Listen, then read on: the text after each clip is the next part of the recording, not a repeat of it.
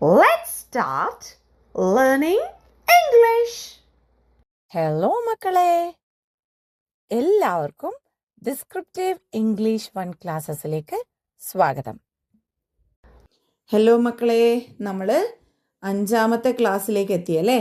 Descriptive English 1 class 5ലേക്ക് എല്ലാവർക്കും സ്വാഗതം. Okay, നമ്മൾ 3 റൂൾസ് നോക്കിയല്ലേ? 3 റൂൾസ്. ശരിക്കും റൂൾസ് എന്ന് പറഞ്ഞാൽ ആസ് സച്ച് ഇങ്ങനെ ഫോളോ ചെയ്യുന്ന റൂൾസ് അല്ല, പക്ഷേ നമ്മൾ ഒരു പിക്ചർ ഡിസ്ക്രൈബ് ചെയ്യുന്നു, അല്ലെങ്കിൽ ഒരു ഇൻസിഡൻറ്റ് ഡിസ്ക്രൈബ് ചെയ്യുന്നു, അല്ലെങ്കിൽ എന്തെങ്കിലും നമ്മൾ എക്സ്പ്രസ് ചെയ്യുന്ന സമയത്ത് നമ്മൾ ഫോളോ ചെയ്യേണ്ട കുറച്ച് ജനറലൈസ്ഡ് സ്റ്റെപ്സ് ആണ് ശരിക്കും അത്. ഓക്കെ, അപ്പോൾ റൂൾ നമ്പർ 1 എന്തായിരുന്നു? Look at the picture carefully. Look at the picture carefully. Second rule എന്തായിരുന്നു? Identify the main idea. Identify the main idea. And the third rule was talk about people or objects. That is mention who or what you can see. Okay, ഇനിയാണ് നമ്മൾ നമ്മുടെ അടുത്ത റൂളിലേക്ക് വരുന്നത്. Rule number 4. Rule number 4 എന്താണ്? Describe actions. Describe actions. പ്രവൃത്തികളെ വിശദീകരിക്കുക, വിശദമാക്കുക. Explain what the people are doing. അതിനകത്ത് ആളുകൾ എന്താണ് ചെയ്യുന്നതെന്ന് എക്സ്പ്ലെയിൻ ചെയ്യുക. Okay, like he is walking, she is running, the child is playing. Okay, ഇതാണെന്ത്? Describing the actions. അപ്പോൾ എന്താണ് rule number 4? Describe actions. Explain what the people are doing. Explain what the people are doing. ഓരോരുത്തരും എന്താണ് ചെയ്യുന്നത്. നമ്മൾ rule number 3 ആരൊക്കെയാണ് എന്തൊക്കെയാണുള്ളത് നമ്മൾ mention ചെയ്യുക എന്നുള്ളത് കണ്ടു, അല്ലെങ്കിൽ മനസ്സിലാക്കുക, തിരിച്ചറിയുക എന്ന് കണ്ടു. അത് തിരിച്ചറിഞ്ഞു കഴിഞ്ഞാൽ ഈ ഓരോ വസ്തു അല്ലെങ്കിൽ ഓരോ ആളുകളും എന്താണ് ചെയ്യുന്നത് എന്നുള്ളത് നമ്മൾ ഡിസ്ക്രൈബ് ചെയ്യുക. നമ്മൾ ശരിക്കും ഇത് ഒക്കെ കൂടി എല്ലാ റൂൾസും കൂടി കംപ്ലീറ്റ് ആകുമ്പോഴാണ് നമ്മുടെ ഡിസ്ക്രിപ്ഷൻ കംപ്ലീറ്റ് ആവുക. ഓക്കെ, അപ്പോൾ 4th rule is describe actions. That is explain what the people are doing. Okay അല്ലേ മക്കളെ?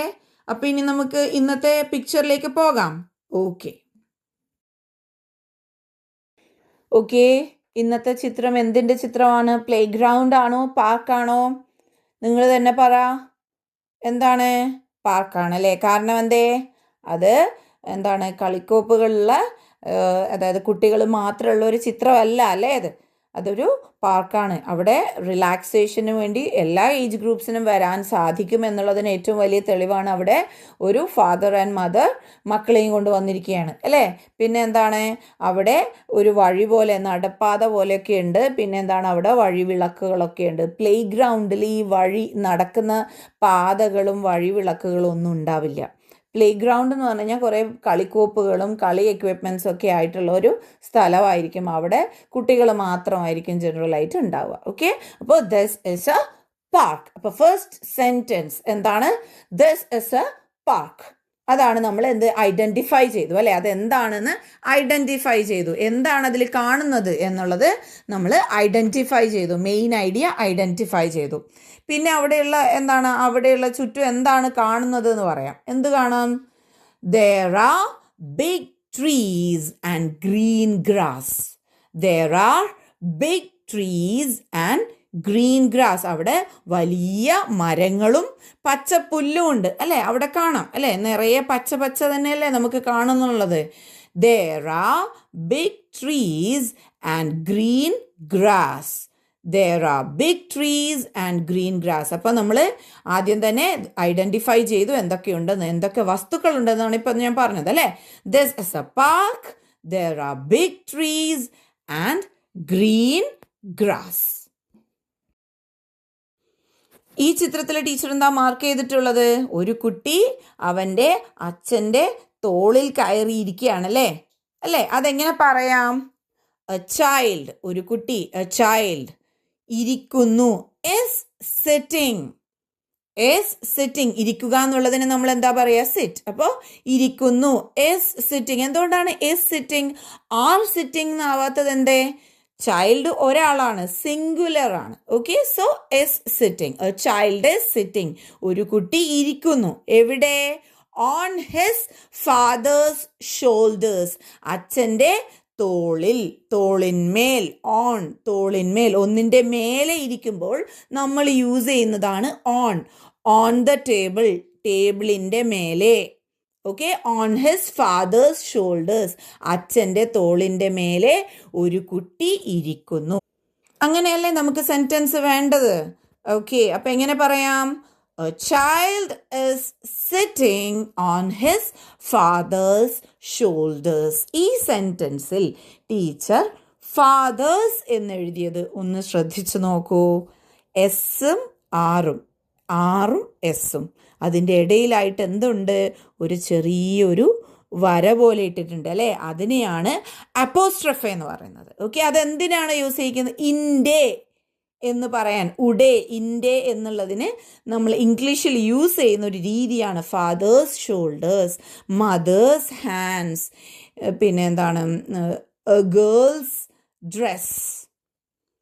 ഓക്കെ, അപ്പോൾ അങ്ങനെ അപ്പോസ്ട്രഫെ എസ് എന്ന് പറഞ്ഞു കഴിഞ്ഞാൽ ഒന്നിൻ്റെ ബിലോങ്ങിങ്നെസ് അതായത് ബിലോങ്സ്, ഇറ്റ് ബിലോങ്സ് ടു, അത് ആരുടെ ഇതാണ് എന്ന് പറയുന്നതിനാണ് നമ്മൾ അപ്പോസ്ട്രഫെ എസ് യൂസ് ചെയ്യുന്നത്. ഓക്കെ, അപ്പോൾ അത് ശ്രദ്ധിക്കുക. A child is sitting on his father's shoulders. Teacher sentences പറയുന്നതിനോടൊപ്പം തന്നെ ചെറിയ ചെറിയ റൂൾസ് പറയുന്നുണ്ട്. അത് ഓൺ ദ സ്പോട്ട് തന്നെ നിങ്ങൾ നോട്ട് പുസ്തകത്തിലേക്ക് മാർക്ക് ചെയ്ത് എഴുതി വെക്കുക. ഓക്കെ, ഒരു സെപ്പറേറ്റ് ആയിട്ട് പറയുന്ന ഒരു ഫാക്റ്റാണ് അല്ലെങ്കിൽ ഒരു പുതിയ ഇൻഫോ ആണെന്ന് പറഞ്ഞാൽ മാർക്ക് ചെയ്ത് വെക്കുക, എഴുതി വെക്കുക. ഓക്കെ, ജസ്റ്റ് വെറും ഡിസ്ക്രിപ്ഷൻ മാത്രമായിട്ടല്ല, ടീച്ചർ അതിൻ്റെ കൂടെ തന്നെ കുട്ടി കുട്ടി കാര്യങ്ങൾ പറഞ്ഞു തരുന്നുണ്ട്. അത് ശ്രദ്ധയോടെ മനസ്സിലാക്കി എഴുതി വെക്കുക കേട്ടോ. A child is sitting on his father's shoulders. A child is sitting on his father's shoulders. Okay അല്ലേ? അടുത്തത് ടീച്ചർ എന്താ മാർക്ക് ചെയ്തിട്ടുള്ളത്? അമ്മ ഒരു കുഞ്ഞിനെ പിടിച്ച് കയ്യിൽ എടുത്തിട്ടിരിക്കുകയാണ് അല്ലേ? അമ്മ കുഞ്ഞിനെ എടുത്ത് നിൽക്കുകയാണ് അല്ലേ? കയ്യിലാണുള്ളത്, കുഞ്ഞ് അമ്മയുടെ കയ്യിലാണുള്ളത്. അത് നമുക്ക് എങ്ങനെ പറയാം? A mother is holding her baby. A mother is holding her baby. A mother is holding her baby. Baby, കുഞ്ഞ്, കൈക്കുഞ്ഞ്, baby. Okay? A mother is holding her baby. ഇതിന് നമുക്ക് എക്സ്പാൻഡ് ചെയ്ത് എഴുതാം അല്ലേ? ഒരുപാട് രീതിയിൽ എഴുതാം. ടീച്ചർ ഷോർട്ടായിട്ട് എഴുതി. നിങ്ങൾക്ക് എന്ത് ചെയ്യാം? ഇതിനെ കുറച്ചും കൂടി ലെങ്തി ആക്കി എഴുതാൻ പറ്റും. കൈകളിൽ എടുത്തിരിക്കുന്നു, കൈകളിൽ പിടിച്ചിരിക്കുന്നു എന്നൊക്കെ എഴുതാം. അതൊക്കെ നിങ്ങൾക്ക് എവിടെയാണ് എഴുതേണ്ടത്? കോമൻറ്റ് സെക്ഷനിൽ എഴുതാം കേട്ടോ. ഓക്കെ, ടീച്ചർ അതൊക്കെ നോക്കുന്നുണ്ട്. നിങ്ങൾ ആരും എഴുതുന്ന കാണുന്നില്ല. ഒരു 2-3 പീപ്പിൾ മാത്രമേ അത് എഴുതുന്നുള്ളൂ. ഓക്കെ, എക്സ്ട്രാ നിങ്ങൾക്ക് ഇതിനെ എങ്ങനെ ഇംപ്രൂവൈസ് ചെയ്തിട്ട് എഴുതാം എന്നുള്ളത് താഴെ കോമെൻറ്റ് ചെയ്യാം. അതുപോലെ തന്നെ വേറെ സെൻറ്റൻസസ്, ടീച്ചർ പറയാത്ത സെൻറ്റൻസസ് ഉണ്ടെങ്കിലും എഴുതാം. ഓക്കെ, ഇവിടെ എന്താണ്? Mother is holding Har baby. Fourth sentence, mother is holding Har baby.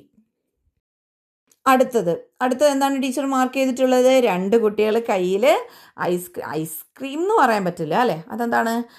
സ്റ്റിക്കിൽ വരുന്നതിന് നമ്മൾ പോപ്സിക്കിൾ. Okay, popsicle. ഓക്കെ, അപ്പോൾ 2 കുട്ടികൾ പോപ്സിക്കിളുകളും കൊണ്ട് ഇങ്ങനെ ഓടുകയാണ് അല്ലേ? അത് കിട്ടിയ സന്തോഷത്തിൽ ഓടുന്നതായിരിക്കും അല്ലേ? അതിൻ്റെ ടേസ്റ്റിൽ. ഓക്കെ, അതെങ്ങനെ നമുക്ക് പറയാം? എന്താണ് കുട്ടികൾ ചെയ്യുന്നത്? ഓടുകയാണ്. ഓടുന്ന സമയത്ത് കയ്യിൽ എന്തുണ്ട്? പോപ്സിക്കിൾസ് ഉണ്ട്. Okay, 2 children are running with popsicles. 2 children are running with popsicles. എങ്ങനെ പറയാം?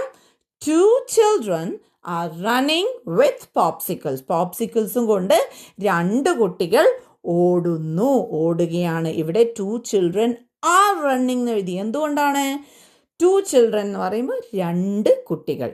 ഓക്കെ, ചിൽഡ്രൻസ് എന്ന് പറയില്ല.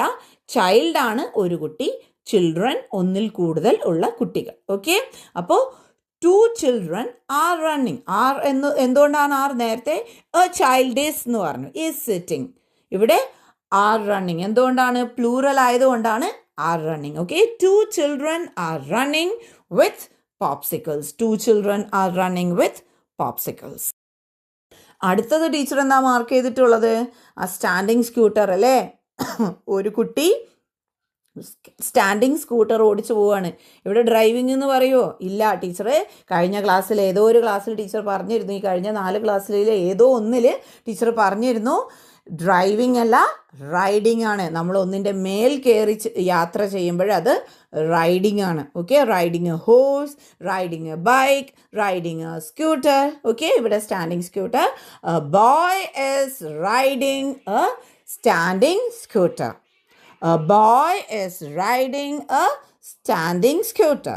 A boy is riding a standing scooter.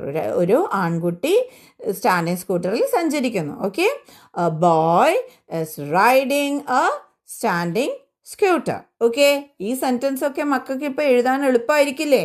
കാണുമ്പോഴെന്നെ എഴുതാൻ പറ്റും അല്ലേ? എസ് റൈഡിങ് എന്തുകൊണ്ടാണ്? ബോയ് ഒരാളായതുകൊണ്ടാണ്, സിംഗുലർ ആയതുകൊണ്ടാണ്. A boy is riding.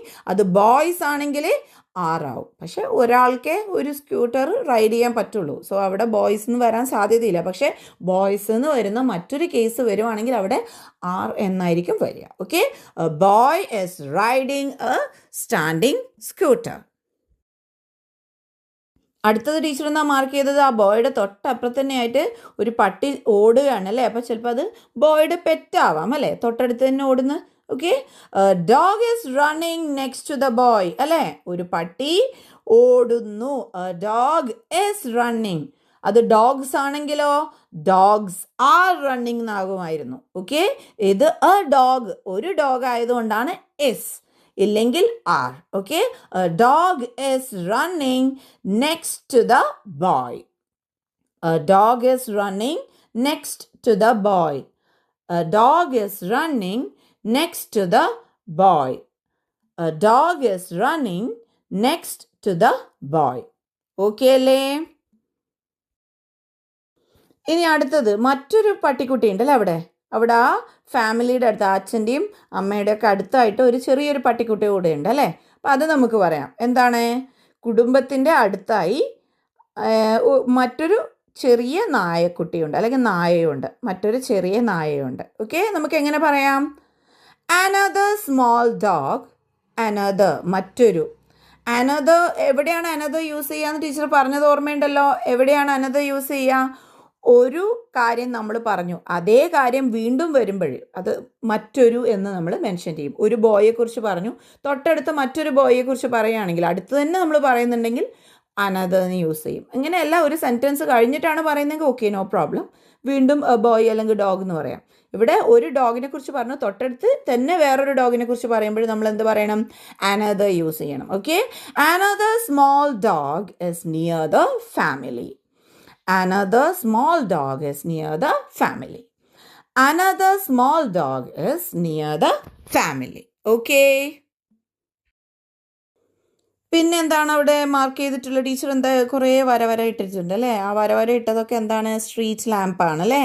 Street lamp. There are street lamps along the path. Along എന്ന് പറഞ്ഞാൽ എവിടെ ഉപയോഗിക്കുക? ഒരു പാത, ഒരു കാര്യത്തെ പിന്തുടർന്ന് സംഭവിക്കുന്നതിനെയാണ് അലോങ് എന്ന് പറയാം. പിന്തുടർന്ന് സംഭവിക്കണം. ഇവിടെ പിന്തുടർന്ന് സംഭവിക്കുന്നു എന്ന് പറയാൻ കാരണം എന്താണ്? ആ പാതയുടെ ഒരു സ്ഥലത്തുണ്ട്, അത് കുറച്ച് അങ്ങോട്ട് മുന്നോട്ടെത്തുമ്പോൾ വീണ്ടും ഉണ്ട്, പിന്നെയും ഉണ്ട്. അതായത് അത് പിന്തുടർന്ന് സംഭവിക്കുന്നു. പിന്തുടർന്നു എന്നുള്ളത് വരുമ്പോഴാണ് അലോങ് എന്ന് പറയുക. ഓക്കെ, അപ്പോൾ ഇവിടെ പാതയെ പിന്തുടർന്ന് എന്തുണ്ട്? സ്ട്രീറ്റ് ലാംപ്സ് ഉണ്ട്. അതാണ് അവിടെ അലോങ് എന്ന് പറയുന്നത്. There are street lamps along the path. There are street lamps along the path. There are street lamps along the path. Along പറയുന്നത് എന്തെന്ന് മനസ്സിലായല്ലോ? There are street lamps along the path. ഇനി 10th sentence ആണ്. Teacher എന്താ mark ചെയ്തിട്ടുള്ളത്? ഇവിടെയും കുറേ വര ഇട്ടിട്ടുണ്ട് അല്ലേ? എന്താണ് മാർക്ക് ചെയ്തിട്ടുള്ളത്? കുറേ ബിൽഡിങ്, കെട്ടിടങ്ങൾ കാണുന്നുണ്ട്, പിന്നെ ഒരു പാലം കാണുന്നുണ്ട് അല്ലേ? ഇതൊക്കെ ബാക്ക്ഗ്രൗണ്ടിലാണ് കാണുന്നത്, പശ്ചാത്തലത്തിലാണ് കാണുന്നത്. നമുക്ക് ഈ മുന്നിൽ പാർക്കിൽ തന്നെ ഉള്ളതല്ല, ബാക്ക്ഗ്രൗണ്ടിൽ ദൂരെ എവിടെയോ അതിൻ്റെ പാർക്കിൻ്റെ ഒരു പശ്ചാത്തലമായിട്ട് നമ്മൾ കുറച്ച് കെട്ടിടങ്ങളും ഒരു ബ്രിഡ്ജൊക്കെ കാണുന്നുണ്ട്. അതെങ്ങനെ നമുക്ക് പറയാം? There are buildings and a bridge in the background. There are buildings and a bridge in the background. There are buildings and a bridge in the background. പശ്ചാത്തലത്തിൽ കെട്ടിടങ്ങളും ഒരു പാലവും ഉണ്ട്. There are buildings and a bridge in the background. There are buildings and a bridge in the background. There are buildings and a bridge in the background.